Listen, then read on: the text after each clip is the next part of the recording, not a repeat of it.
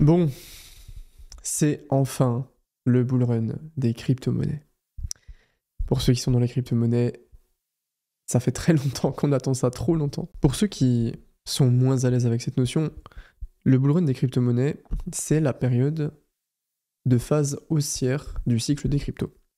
Globalement, les crypto-monnaies fonctionnent sur un cycle de à peu près 4 ans, avec une phase baissière qu'on appelle le bear market, le marché de l'ours, quand le monde des cryptos hiberne, de à peu près 2 ans, où là on enchaîne les pertes de valeur, les descentes des crypto-monnaies, les mauvaises nouvelles, etc.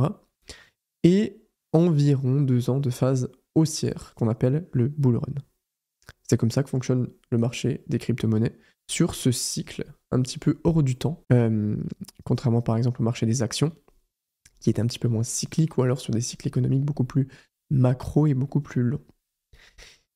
Et depuis l'élection de Donald Trump, il y a maintenant 2 semaines à peu près, les crypto-monnaies sont entrées dans une nouvelle phase du cycle. En gros, ça faisait 1 an que Bitcoin montait, vous avez peut-être déjà entendu parler, et bon, si vous regardez ce podcast, vu que les cryptos sont mon domaine de prédilection, il y a de fortes chances que vous soyez plutôt dans les cryptos que dans d'autres investissements. Ça faisait à peu près 1 an que Bitcoin et les crypto-monnaies commençaient à monter. On y a cru en mars que ça y est, le bull run, qui est la phase vraiment un peu parabolique du cycle, était lancé. Finalement, non. Faux départ. Et on a eu 6 mois d'espoir, de finalement non, finalement si, finalement non. Un petit peu fatigant. Et là, je pense que ça y est, les choses se sont lancées et tout va s'accélérer. Alors la première question qu'on peut se poser, c'est comment on sait vraiment que c'est le bull run? Comment on sait que bah c'est peut-être pas une fausse alerte et que ça se trouve Bitcoin va juste revenir à ses niveaux d'il y a 2 mois? Ben on sait pas. On sait pas parce que ça serait trop facile si c'était marqué sur la tête de Bitcoin et qu'il y avait une petite alerte bonjour, attention, c'est le bull run. Il y a toujours un doute qui plane. Toujours. Que ça soit sur la phase haussière, la phase baissière, dans l'investissement, en fait, il y a un doute qui plane. Et c'est ce doute qui fait propulser les crypto-monnaies. Parce que si tout le monde était d'accord sur le fait qu'on est en bull run, ben on n'aurait pas de bull run. Parce qu'il faut des pressions et des forces inverses pour pouvoir faire une sorte d'effet de ressort un petit peu, je sais pas comment vous la faire de manière plus simple cette métaphore, mais il faut des forces qui vont vers le haut, des forces qui vont vers le bas pour créer une sorte de ressort et après exploser, parce que au final, il y a plus de forces vers le haut qui tirent que de forces vers le bas qui poussent. Donc, le bull run des crypto-monnaies, ça change pas mal de choses. Si vous êtes un investisseur, déjà, si vous êtes un investisseur action, commodité, crypto, etc., un bon investisseur, il va dans le secteur qui est le plus prolifique à un instant T. Il pivote. Et là, actuellement, le secteur le plus prolifique des 6 prochains mois, je suis persuadé que c'est les crypto-monnaies. Donc si vous étiez dans les crypto-monnaies il y a quelques temps, bravo, vous êtes au bon endroit au bon moment. Si vous n'y étiez pas, il y a de fortes chances que vous puissiez encore rentrer et profiter de tout ça, mais je pense que c'est très important et très intéressant pour vous de faire le pivot le plus tôt possible. Donc, concrètement, comment on s'y prépare à ce bull run? Il y a plein de façons de se préparer à un bull run, et ce qu'il faut vraiment comprendre pour la suite de ce podcast-là, c'est que un bull run, c'est dur. Un bull run, c'est dur parce que il y a énormément d'émotions, d'éléments qui rentrent en compte. C'est pas juste j'achète en septembre et je vends en mai sans avoir trop regardé. Non, non, ça marche pas comme ça. L'humain ne marche pas comme ça. Dans un bull run, ce qu'il faut vraiment comprendre, c'est que vu que le marché des crypto-monnaies est cyclique, il se purge pendant les phases baissières et donc la phase haussière peut être extrêmement explosive. Et ça a toujours été le cas. Un bull run peut propulser votre portefeuille en x5, x10, x20, x50, pourquoi pas, c'est un peu plus compliqué, mais ça a été le cas sur les derniers cycles. Et donc forcément, si tu as ton portefeuille en x20, il y a de fortes chances que tu manipules des sommes auxquelles tu n'es pas forcément à l'aise. Ça a été mon cas à mon dernier cycle, je vous ferai un podcast sur comment s'est vraiment passé mon dernier bull run. Et il y a énormément d'émotions qui rentrent en jeu. En bull run, tout monte. Quasiment tout monte. Pourtant, 90% des gens ne font pas d'argent. C'est très paradoxal, dans un sens. Tout monte, mais personne gagne d'argent. Pourquoi? Est-ce que c'est via le choix des crypto-monnaies? Il y en a qui ont choisi des meilleures cryptos que d'autres? Non. On les connaît toutes, les cryptos. qui vont monter. Bitcoin, Ethereum, Solana, NIR, Render, Tao. On les connaît toutes, à moins d'aller vraiment chercher les toutes petites crypto-monnaies, mais il n'y a pas forcément besoin. Ces crypto-monnaies-là qui sont dans le top 100 des cryptos, et globalement toutes les cryptos du top 100 montent. Donc oui, il y en a qui vont surperformer le marché, mais globalement tout va monter. Donc c'est pas ça qui fait que les gens perdent de l'argent. Pourquoi les gens perdent de l'argent du coup ? Je pense que les gens perdent de l'argent parce qu'il y a énormément de pièges dans un bull run. Il y a plein de pièges en fait. Rien n'est dur. Le fait de gagner de l'argent ne se base pas sur l'optimisation, elle se base sur le fait d'éviter les pièges. Et un bull run ça dure environ 6 mois, il y a genre plein de pièges du début à la fin. Je peux vous en citer quelques-uns. Le premier piège, quand on arrive dans la phase dans laquelle on est, c'est d'être trop émotif, de vouloir rentrer trop vite, de croire qu'on ne descendra jamais, de croire que, à l'inverse, c'est trop tard pour rentrer, et donc on va rentrer plus haut, donc premier piège.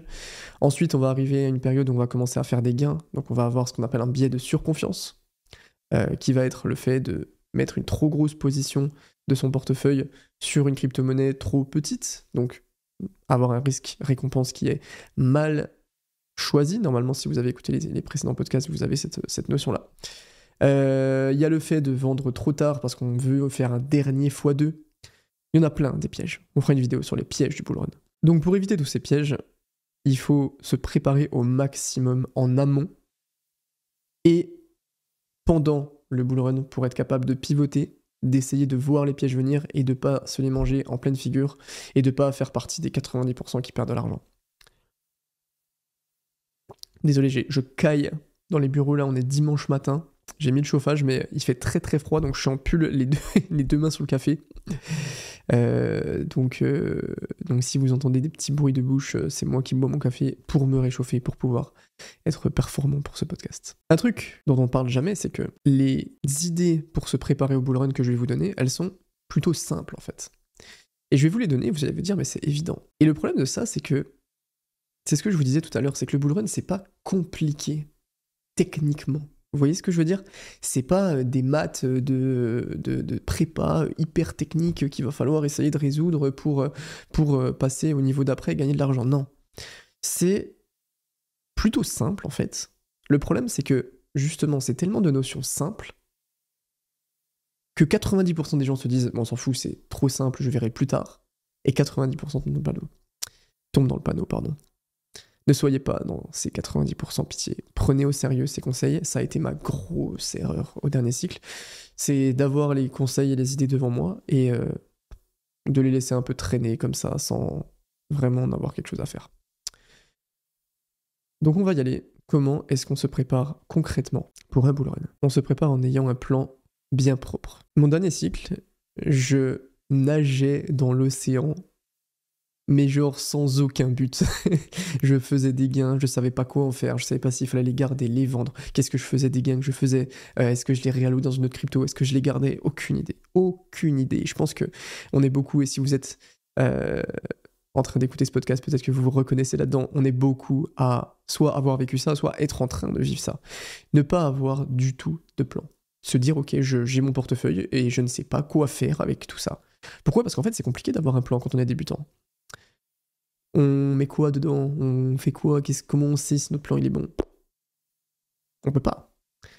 Et la grosse erreur des gens dans leur bull run, et surtout les gens pour qui c'est le premier cycle, c'est de ne pas avoir les capacités suffisantes pour se créer un plan très propre, et donc de rester très figé et de ne rien faire parce que ils savent pas trop comment s'y prendre.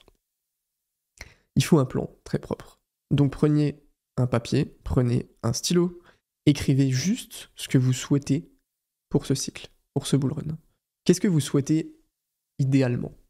D'accord ? Mettez ce que vous souhaitez idéalement. Soyez honnête avec vous-même. Si vous dites « j'aimerais faire un x10 », c'est ce que je souhaite au fond de moi, écrivez-le « j'aimerais faire un x10 ».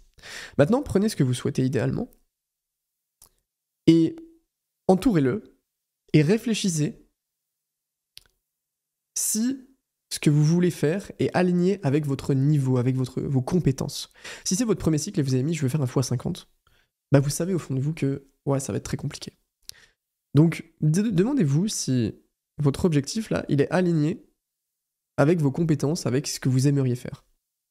Si c'est votre premier cycle et vous dites j'aimerais faire 50%, bah là oui, ça va être aligné. Si par contre c'est votre premier cycle, vous connaissez rien du tout, vous avez rentré 1000 euros et vous dites je veux sortir avec 1 million, vous savez au fond de vous que c'est compliqué. Donc soyez honnête avec vous-même et dites-vous si oui ou non c'est compliqué.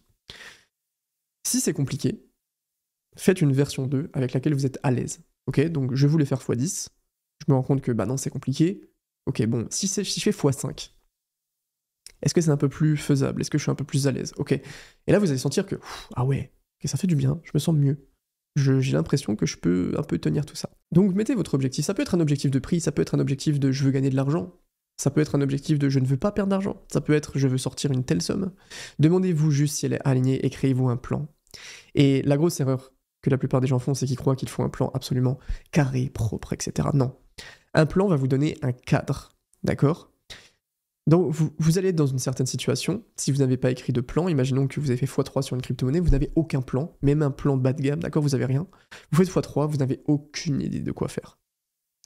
Si vous avez écrit que votre objectif final c'était de sortir x2 de votre portefeuille, si une ligne de votre portefeuille fait x3, vous allez avoir ce cadre où du coup vous allez pouvoir vous dire mais j'avais noté que je voulais faire x2, là j'ai fait x3, donc il doit y avoir un truc où je dois vendre à un moment ou à un autre. Et donc rien que ça va vous mettre une sorte de cadre qui va vous permettre d'optimiser. Je vais pas vous faire un plan très propre parce qu'en fait, si c'est votre premier cycle, vous allez pas pouvoir le suivre en fait. Vous n'allez pas pouvoir regarder quel est le potentiel de hausse de certaines crypto-monnaies. Est-ce que Bitcoin peut faire x5 ou x6 ou x2, je ne sais pas.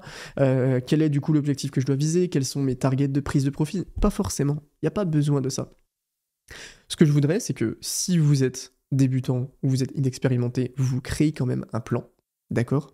Si vous êtes plus expérimenté, il faut que votre plan soit beaucoup plus carré, d'accord? Vous allez être au niveau pour mettre des stratégies de prise de profit, vous allez être au niveau pour voir si c'est corrélé par rapport à votre profil d'investisseur, vous allez être au niveau pour comprendre s'il y a des lignes dans votre portefeuille qui ne sont pas alignées avec vos stratégies de prise de profit et votre profil d'investisseur, et vous allez un petit peu pouvoir élaborer votre plan, mais créez-vous un plan. Qu'il soit bon ou mauvais, on s'en fout. L'important, c'est qu'il existe. Ayez un plan bien propre. Notez vos objectifs, notez comment atteindre vos objectifs, mettez-vous plusieurs scénarios dans votre tête. Je ne sais pas si vous avez vu le film La méthode Williams sur Richard Williams, le père de Serena et Venus. C'est Will Smith qui le joue. Le film est exceptionnel. D'ailleurs, tous les films sur le sport sont exceptionnels. Si vous avez des bons films sur le sport, vraiment, je suis un gros client de ce type de film. Et en fait, tu vois que le mec allait s'entraîner avec ses petites filles de 6 ans 2 fois par jour, tous les jours, 7 jours sur 7. Et quand elles arrivaient sur le terrain, t'as un moment où elles accrochent une pancarte sur le terrain. C'est un vieux terrain abandonné du ghetto. Et elles accrochent une pancarte sur le terrain, qui était un peu la devise de la famille, c'était ne pas avoir de plan, c'est planifier son échec. Et ça a résonné en moi, je me suis dit, waouh, c'est fou, c'est vrai. Ne pas avoir de plan, c'est planifier son échec. En crypto-monnaie, pour le bull run, c'est littéralement tellement vrai. Créez-vous un plan, qu'il soit bien ou pas bien, on s'en fout, mais créez-vous un plan. Ensuite, on se prépare au bull run en ayant conscience de ses forces et de ses faiblesses. En ayant conscience de qui on est et quelle est notre expérience dans les crypto-monnaies et dans l'investissement en général. La plus grosse erreur qu'on puisse faire, c'est d'avoir un biais de surconfiance. Allez voir sur Google, ça fait un moment que j'en parle, la charte de Dunning-Kruger, qui est l'évolution de la confiance par rapport aux skills. Et on voit que, au début, quelqu'un qui apprend un petit peu va avoir une confiance beaucoup trop haute par rapport à ce qu'il sait vraiment. Et après, il va s'en rendre compte et il va devoir réapprendre énormément pour retrouver le même niveau de confiance. Et ça, c'est vraiment quelque chose qui plane dans le marché des crypto-monnaies. C'est que pour des gens pour qui c'est le premier cycle, qui n'ont aucune expérience dans l'investissement, qui sont jeunes, c'était mon cas il y a quelques années, on fait 2-3 gains parce que le marché des crypto-monnaies fait que si vous êtes à ce moment-là, à cette période-là, vous allez faire des gains. On fait quelques gains et on prend une confiance absolument monstre, on croit qu'on est beaucoup trop fort, et donc on se prend pour Warren Buffett, on va faire des gros plans pour, en fait, finalement, je vais augmenter mon objectif initial qui était de faire x10, je pense que je peux faire x100, je vais aller dans des crypto-monnaies beaucoup plus petites, parce que ça y est, j'en ai trouvé une, donc je vais trouver toutes les autres, et je vais faire des gros multiples. On a un gros biais comme ça. Et c'est pour ça que c'est très important de, pareil, sur votre petit papier là, noter en même temps qui vous êtes en tant qu'investisseur. Est-ce que vous êtes un investisseur expérimenté dans d'autres domaines que la crypto-monnaie ou pas? Est-ce que vous êtes un investisseur expérimenté dans le milieu de la crypto-monnaie? Parce que c'est quand même très différent d'autres milieux. Même si vous allez pouvoir vous créer une sorte de socle, évidemment, mais quand même certaines choses qui changent. Est-ce que vous êtes nouveau? Est-ce que vous avez de l'expérience? Quelles ont été vos plus grosses erreurs au dernier cycle? Soyez conscient de tout ça. Soyez conscient de vos forces. Ok, moi j'ai une capacité qui est de rentrer dans des crypto-monnaies quand elles sont au plus bas. Ça, c'est ma capacité. Je sais rentrer. Je sais pas très bien sortir, c'est ma faiblesse, mais je sais rentrer. Donc vous notez votre force, je sais bien rentrer, vous notez votre faiblesse. Et vous travaillez sur votre faiblesse. Ok, j'ai un problème de prise de profit. Eh ben, je vais aller voir des articles, des vidéos sur la prise de profit. Ok, ma force, c'est ça. Il va falloir que je l'applique. Il va pas falloir que je me décale de tout ça. Soyez conscient de qui vous êtes, parce que c'est très personnel. D'accord? Si vous travaillez dans le milieu de l'IA, investissez dans des crypto-monnaies ou allez faire des recherches dans les crypto-monnaies IA parce que vous avez un edge par rapport aux autres. C'est votre force. Et c'est quelque chose qui peut vous pousser vers le haut, mais qui peut aussi très bien vous tirer vers le bas de ne pas avoir conscience de qui vous êtes en tant qu'investisseur en crypto-monnaie. Si vous êtes conscient que vous n'avez pas beaucoup d'expérience, écoutez les gens qui en ont peut-être un petit peu plus. Si vous êtes conscient qu'à votre dernier cycle, vous avez très très très mal vendu, mettez une stratégie béton et appliquez-la pour vendre à ce cycle-là. Apprenez de vos erreurs et soyez conscient de vos forces et de vos faiblesses. Comment on se prépare au bull run? On se prépare en ne voulant pas changer quoi que ce soit. Normalement, si vous êtes là dans le bull run, vous avez deux possibilités. Soit vous dites, ok, il faut que je rentre dans le marché des crypto-monnaies, et là, il y aura un autre podcast qui sera destiné pour vous, même si celui-là peut être intéressant pour la suite. Ou, je pense pour une grande partie d'entre vous, vous êtes déjà positionné sur des crypto-monnaies, et vous vous dites comment j'optimise mon bull run. Et l'une des grosses erreurs qui peut arriver quand on essaye d'optimiser un bull run, c'est de vouloir changer plein de trucs juste parce que c'est le bull run. Par exemple, vous avez votre portefeuille qui est déjà fait depuis 2 ans, et là, vous vous dites, oh putain, c'est le bull run, il y a telle crypto-monnaie qui monte, il faut vraiment que je trouve la nouvelle crypto, la nouvelle pépite, le nouveau truc. Sauf que, non, vous êtes déjà en place. Vous avez vos stratégies, vous faites x5, là vous voyez Bitcoin monter un coup, vous dites, oh ma stratégie est trop basse, faut que je fasse x10. Pas x5. Non. Croyez-moi. On peut rester flexible, c'est-à-dire qu'on peut rajouter des lignes dans son portefeuille. On peut ajuster un petit peu ses stratégies, évidemment. Et on doit même le faire. Par contre, attention à vouloir trop changer plein de trucs. Vous avez votre portefeuille qui est prêt, vous avez votre stratégie. Oui, le marché va se comporter différemment de ce que vous aviez prévu, c'est normal. D'ailleurs, je vais rajouter la ligne. Attendez, je vais la rajouter sur mon... Parce que normalement, j'ai plein de petits tirets sur mon ordi, et après, j'improvise. Mais celle-là, croire que tout va se passer comme prévu. Donc, oui, les choses vont se passer très différemment, mais ne changez pas votre plan, ne changez pas vos convictions, votre profil d'investissement par rapport à ce qu'il se passe, parce que c'est justement l'un des gros pièges. Et d'ailleurs, je vous donne ce que j'ai noté juste avant, c'est comment on se prépare au bull run en acceptant que les choses ne vont pas se passer comme prévu. On a tous une projection en tête. Ok, quand Bitcoin arrive à 100 000, je vends une partie. Bitcoin va arriver à 100 000, il va sûrement corriger à 90 000, après il va monter à 110 000. Là, à 110 000, normalement, les altcoins vont monter, moi je vais pouvoir vendre une partie. Ok, je vends 50% à ce moment-là, comme ça je peux tirer un x6 des crypto-monnaies parce que je vais laisser un moonbag, et que du coup mes 50 prochains pourcents, je vais les vendre parce qu'ils vont aller exploser la TH 6 mois plus tard, parce qu'en général, c'est cette période-là, enfin 6 semaines plus tard. On a tous un plan comme ça. Et d'expérience, j'ai appris que, il ne faut pas avoir de plan trop précis sur la façon dont le marché va se comporter, d'accord? Parce que le marché ne se comporte jamais comme on le croyait. Pour Donald Trump, par exemple, tout le monde disait, et moi y compris, j'ai aucun problème à ça, j'étais quasiment persuadé qu'il allait y avoir un dump au moment où Donald Trump allait être élu, parce qu'il y a le fameux Sell the News, et qu'on allait monter un petit peu plus tard. Finalement, le marché nous a montré que au moment où il était élu, on n'a fait que de monter. Donc, le marché ne se comporte jamais comme on croit qu'il se comporte. Et c'est très dangereux de croire que le marché va se comporter comme on aimerait qu'il se comporte. C'est la raison pour laquelle énormément de gens ne vendent pas ou vendent trop tard, parce qu'ils croient qu'on doit aller à 100 000. On est obligé, c'est comme ça, c'est écrit. Et donc ils attendent qu'on aille à 100 000. Sauf que le marché il te dit non mec, non, on va pas forcément aller à 100 000, on va pas atteindre tes targets de prix, toutes tes targets de prix ou quoi que ce soit, non.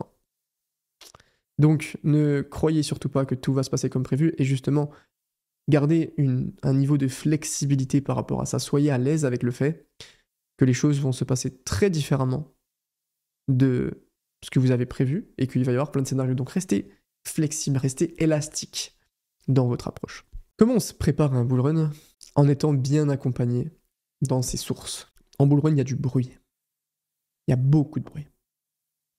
Il y a beaucoup de nouveaux créateurs qui sont là depuis 2 mois et qui vont vous matrixer le cerveau en vous faisant des vidéos. Ces altcoins vont faire x1500 en 2 jours. Urgent, vous devez absolument voir ça, c'est l'opportunité de votre vie. Et le pire, c'est que ça peut marcher. Surtout pour les gens un peu moins expérimentés. C'est pour ça que, oui, évidemment, il faut essayer d'éviter ce genre de profil, mais il faut surtout éviter de les rencontrer.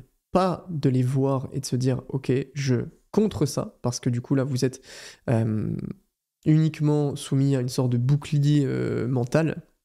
Le mieux, c'est de même pas avoir à utiliser ce bouclier. Et dès le début, d'être bien accompagné dans ses sources. Tout le monde s'informe quelque part. Que vous informiez via des médias, via la télé, je sais pas si vous vous informez sur les crypto-monnaies via la télé peut-être, via des vidéos YouTube peut-être, via des podcasts, bienvenue, via des lives, je fais aussi des lives le mardi 18h si vous voulez, on rigole bien en général. Peu importe. Mais 2 choses. Sélectionnez bien vos sources et faites attention aux nouveaux créateurs, aux nouvelles personnes. Je dis pas parce que qui sont nouveaux, ils sont forcément mauvais, pas du tout. Je dis qu'il y a moins d'historique et donc que forcément, quand on voit quelqu'un qui était là en bear market, qui a fait des vidéos ou des articles ou peu importe, ou qui a couvert des choses quand il n'y avait absolument aucun engouement, il y a de fortes probabilités qu'il ait plus d'expérience et qu'il ait, alors attention encore une fois, c'est toujours modulable, mais qu'il ait un petit peu plus de bonnes intentions. Et dans un bull run, bien être accompagné dans ses sources et couper les autres, ça c'est mon prochain tiré, mais bien être accompagné dans ses sources et s'informer aux bons endroits, c'est vraiment quelque chose de très très important. Parce qu'en fait, c'est ce qui conditionne littéralement votre esprit. Comment on s'informe, qui on regarde, qu'est-ce qu'on fait concrètement? Encore une fois, c'est très très très personnel, d'accord? Moi, je vais vous donner une petite liste que je considère intéressante. Évidemment, vous avez les vidéos d'Asher, le pilier, le OG de la crypto, qui forcément couvre beaucoup de sujets, fait beaucoup de vues, qui a un aspect très lisse. Et donc l'aspect très lisse, c'est que oui, il va moins rentrer dans le détail de certaines choses, parce que il est exposé à énormément de visibilité, c'est normal. Il peut pas se permettre de faire de grosses erreurs, mais par contre, de l'autre côté, ce qui est très intéressant, c'est que ces informations sont très factuelles, sont très vraies dans l'ensemble. Donc, regardez les vidéos d'Asher quand elles sortent. Ensuite, en tant que média, vous pouvez aller vous informer sur le trio. On a la chance d'avoir un trio de médias en France qui est très très qualitatif. Cryptost, Journal du Coin, Coin Academy, qui sont des analyses qui sont très différentes en fonction du média que vous choisissez, mais qui apportent beaucoup de choses, et qui sont assez factuelles, mais avec une touche quand même assez personnalisée, ce qui est assez intéressant. Et il y a beaucoup de couverture de l'information, donc vous avez vraiment pas mal de choses. Ensuite, en vidéo, évidemment, vous pouvez regarder mes vidéos si vous le souhaitez. Si vous regardez le podcast, il y a quand même des chances que vous regardez les vidéos. J'essaie de couvrir un petit peu l'ensemble et d'accompagner un petit peu tout le monde dans tout ça. Je fais aussi des lives le mardi à 18h sur ma chaîne YouTube. Vous pouvez suivre Paul Crypto Formation, qui est mon associé avec qui on travaille, qui a 2 cycles dans les pattes, qui a des multiples de fous sur ses performances. Tout est public, il a tout rendu public. Le mec est monstrueux, c'est exceptionnel. Et si vous souhaitez aller un petit peu plus loin, on a aussi la question des accompagnements payants, où vous avez des groupes payants, où en gros, bon, on va rentrer après dans le détail sur les groupes payants, mais ce qui est le postulat de base, c'est est-ce que vous avez envie de payer pour gagner du temps et pour avoir des gens qui font les recherches à votre place? Ça peut être très rentable. Il faut juste choisir le groupe payant. 99% des groupes payants sont bullshit. Clairement, c'est des gens qui n'y connaissent rien et qui au final, font juste payer trop cher leur audience pour ne leur donner aucun résultat. Et là, c'est le moment où je vous parle du mien, mais je vais vous expliquer pourquoi il est très différent. C'est que le groupe que je gère, c'est un groupe qui s'appelle Crypto Recherche, le lien est dans la description de la vidéo, du podcast, que je gère avec Paul Crypto Formation dont je vous ai parlé avant, où on fait des articles sur comment progresser en bull run, comment gérer sa stratégie de prise de profit. Paul, il n'y a pas longtemps, a fait une vidéo claire sur sa stratégie exacte de prise de profit, qui a fait ses preuves sur les anciens cycles. Moi, je fais un format qui s'appelle l'altcoin du mois, où tous les mois, je vous présente l'altcoin qui, pour moi, la crypto-monnaie qui, pour moi, a le plus de potentiel de hausse sur les prochaines semaines. En fonction de plein d'analyses, on a déjà des très bons retours sur ça. Et en fait, là où Crypto Recherche est très différent, c'est que en fait, ça fait 2 ans que publiquement, vous avez un portefeuille de Crypto Recherche avec exactement nos lignes et nos positions, qui est actualisé à chaque fois qu'on change quelque chose, et qui est un portefeuille live depuis 2 ans, que vous pouvez suivre et dont on a un historique de performance. C'est un portefeuille qui a surperformé les altcoins, qui a surperformé Bitcoin, donc on a cette preuve que la valeur est réelle. Donc si vous voulez aller faire un petit tour sur Crypto Recherche, le lien dans la description. En plus de ça, on fait plein d'analyses pour des analyses de graphiques, des analyses de charts. Ce qui est très intéressant avec Crypto Recherche, c'est que quand vous prenez un mois sur Crypto Recherche, vous avez accès à tous les contenus depuis littéralement 2 ans. Ça fait genre, combien 33 pages de contenu. Mais pages en mode, chaque page, il y a 10 articles, ou 10 vidéos. Donc ce qui est très intéressant, c'est que vous pouvez prendre un mois. Vous avez 10% avec Iril10 pour le premier mois. Pareil, tout est dans la description. Et vraiment, l'un des trucs les plus rentables que vous pouvez faire, c'est prendre un mois. Et vous regardez tous les contenus qui ont été faits. Tout. Vous vous butez à ça. Avec ça, vous allez avoir nos thèses d'investissement, nos stratégies, la façon dont on réfléchit, etc. Et vous allez devenir meilleur que 99% des gens. Et après, donc ça c'est l'abonnement le plus rentable que vous pouvez avoir dans les cryptos. Et après, si vous le souhaitez, vous pouvez continuer et rester si vous vous sentez bien. Mais c'est très important d'être bien accompagné dans ces sources et faites attention à tout ça. Que ça soit avec moi ou que ce soit avec d'autres personnes, peu importe. Juste, créez-vous votre socle de confiance. Et restez, même avec un socle de confiance, restez juge. Attendez, je vais éternuer. Pardon. Restez juge de vos investissements. Restez le seul guide de tout ça. Le dernier élément pour se préparer au bull run, même s'il y en a plein, mais le dernier élément pour ce podcast, c'est de supprimer le bruit autour de vous et de vous créer une bulle de confort. De confort mental. En bull run, il y a plus de monde. Il y a plus de gens qui font de l'argent, donc il y a plus de gens en confiance. C'est une sorte de vortex d'énergie positive et négative, avec énormément d'émotions qui s'entrechoquent comme ça sur les réseaux, qui sont propulsés par les algorithmes, avec de la testostérone. Enfin bref, il y a un mélange vraiment dur à gérer mentalement. Donc vraiment supprimez le plus tôt possible le bruit et créez-vous une bulle de confort. Comment on supprime le bruit ? On supprime le bruit en coupant les notifs sur Twitter. On supprime le bruit en coupant les notifs sur notre téléphone. En faisant attention au contenu qu'on regarde et en ne se faisant pas prendre dans des titres putaclic. Parce que croyez-moi, ça peut arriver. Si demain je fais une vidéo urgent et j'ai trouvé la crypto qui va vous rendre riche, vous allez cliquer. Alors que non, croyez-moi, je ne ferai pas cette vidéo, mais croyez-moi, ça serait la vidéo la plus vue de ma chaîne. On supprime le bruit en étant bien accompagné dans ses sources, en ayant un plan initial et en le laissant bien figé, fixe dans ce qu'on fait. Et on supprime le bruit en ne regardant pas CoinMarketCap 1000 fois par jour, en coupant les applications de son téléphone, les applications crypto, en coupant complètement la crypto le soir, en faisant attention à la pertinence des gens qu'on écoute et les gens avec qui on discute des crypto-monnaies. On se crée une bulle de confort. Et croyez-moi, c'est très important. Et ça, pour le coup, c'est l'un des trucs les plus durs. 90% des gens, même vous qui écoutez ce podcast, il y a une forte partie d'entre vous qui n'allez pas le faire. Parce qu'en fait, ça donne de la dopamine. Ça donne de la dopamine, ça donne très très très envie d'écouter ce mec qui parle des cryptos. Ça donne très très très envie d'écouter ce mec qui donne target à 250 000 pour Bitcoin. C'est pour ça que, au final, on a envie d'écouter. Mais croyez-moi, créer une bulle de confort et supprimer le bruit, ça peut être très très très important. Donc comment on se prépare au bull run ? En ayant un plan bien propre, en étant conscient de ses forces et de ses faiblesses, en croyant que tout va se passer comme prévu, enfin en ne croyant pas que tout va se passer comme prévu, en essayant de garder son plan fixe, en essayant de ne pas changer quoi que ce soit, en étant bien accompagné dans ses sources et en supprimant le bruit. et en se créant une bulle de confort. C'est la façon dont on se prépare au bull run, qui est quelque chose de beaucoup plus mental qu'on ne le croit. Et donc c'est très important d'être fixé sur ça.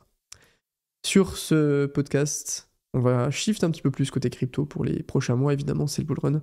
On fait du contenu aussi un petit peu plus macro, mais forcément, on va là où est la tendance et là où il y a besoin de support. On va continuer un petit peu de vidéos d'accompagnement, mais il va y avoir un petit peu plus de vidéos comme ça, un petit peu impro, juste on discute du bull run, de la situation, de ce qui se passe, de comment évoluer là-dedans.